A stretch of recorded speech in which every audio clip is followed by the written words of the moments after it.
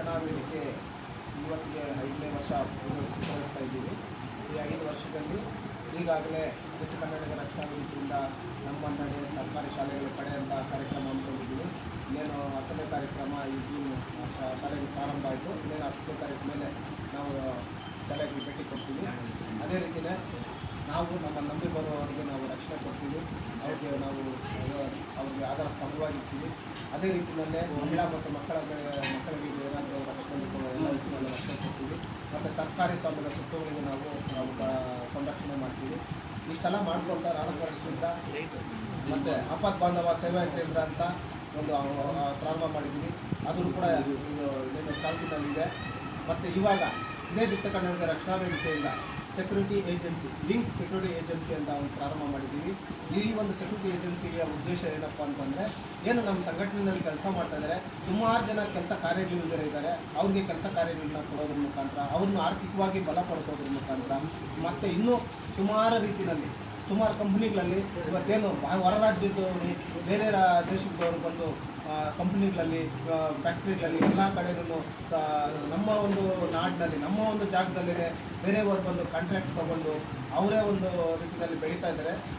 ಇಲ್ಲಿನವರು ಯಾರೂ ಬೆಳೀತಾ ಇಲ್ಲ ಅಂತ ಹೇಳ್ಬಿಟ್ಟು ನಮ್ಮ ಒಂದು ಸೆಕ್ಯೂರಿಟಿ ಏಜೆನ್ಸಿ ನಮ್ಮ ಒಂದು ಇದೇ ಕೋಲಾರ ಜಿಲ್ಲೆಗೆ ಸಂಬಂಧಪಟ್ಟಿರೋದ್ರಿಂದ ಇಲ್ಲಿನ ಕಂಪ್ನಿಗಳಲ್ಲಿ ನಮ್ಮದೇ ಆದಂಥ ಒಂದು ರೈತರಿಗಾಗಿರ್ಬೋದು, ಯುವಕರಾಗಿರ್ಬೋದು, ಮಹಿಳೆಯರಾಗಿರ್ಬೋದು ಎಲ್ಲರಿಗೂ ಕೆಲಸ ಕೊಡಿಸ್ಬೇಕು. ಎಲ್ಲ ಕಂಪ್ನಿಗಳಲ್ಲೂ ನಮ್ಮ ಕನ್ನಡಿಗರೇ ಇರಬೇಕು, ನಮ್ಮ ಭಾಗದವರೇ ಇರಬೇಕು ಅಂತ ನಾವು ಪ್ರಯತ್ನ ಮಾಡಿದ್ದೀವಿ. ಈ ಒಂದು ಪ್ರಯತ್ನ ಯಶಸ್ವಿ ಆಗೋದಕ್ಕೆ ಇವತ್ತು ನಾವು ಕೃಷ್ಣಾರೆಡ್ಡಿ ಸರ್ ಅವ್ರನ್ನ ಇಲ್ಲಿಗೆ ಆಹ್ವಾನ ಮಾಡಿದ್ದೀವಿ. ಅವ್ರ ಮುಖಾಂತರದಿಂದ ಉದ್ಘಾಟನೆ ಮಾಡಿದ್ವಿ. ಅವರ ಜೊತೆಗೆ ನಮ್ಮ ರಾಜು ಸರ್ ಅವ್ರನ್ನ ಕರೆಸಿದ್ದೀವಿ. ಇವ್ರ ಮುಖಾಂತರದಿಂದ ನಾವು ಈ ಆಫೀಸನ್ನು ಉದ್ಘಾಟನೆ ಮಾಡಿದ್ದೀವಿ. ಅವರ ಈ ಒಂದು ಆಶೀರ್ವಾದ ನಮಗೆ ಸದಾ ಇರಬೇಕು ಅಂತ ಅವರು ನಮಗೆ ಯಾವಾಗಲೂ ನಮ್ಮ ಬೆನ್ನೆಲುಬಾಗಿರಬೇಕು ಅಂತ ನಾನು ಈ ಒಂದು ಸಮ್ಮುಖದಲ್ಲಿ ಒಂದು ಪತ್ರಿಕಾವರ ಮುಖಾಂತರದಿಂದ ನಾನು ಅವರು ತಿಳಿಸ್ತಾ ಇದ್ದೀನಿ.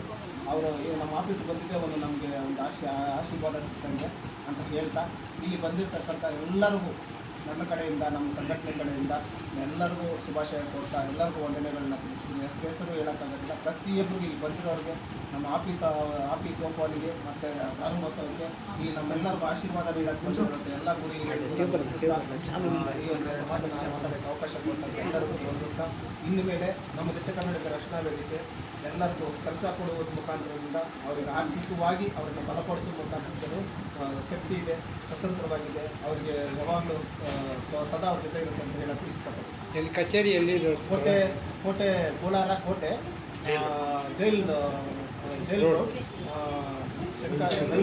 ಮಾಡಿ ರವಿಶಂಕರ್ ನೆಲಿಯ 1104